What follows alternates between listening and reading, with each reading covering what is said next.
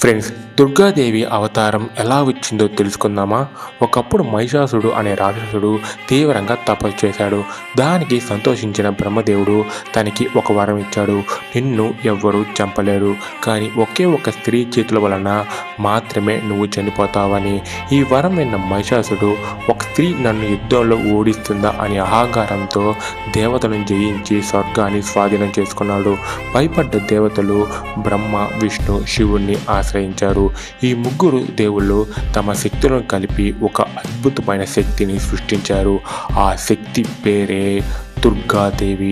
దుర్గాదేవి దేవతలందరి దగ్గర ఆయుధాలను స్వీకరించింది.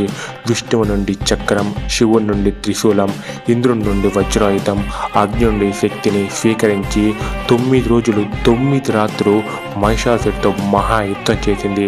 దశమి రోజున దుర్గాదేవి ఒకే ఒక గర్జనతో మహిషాసుని సంహరించింది. అప్పటి నుంచి దుర్గాదేవిని మహిషాసురమర్దిని అని పిలుస్తారు. ఆ విజయాన్ని మనం దసరా అంటే విజయదశమి పండుగగా జరుపుకుంటున్నాం.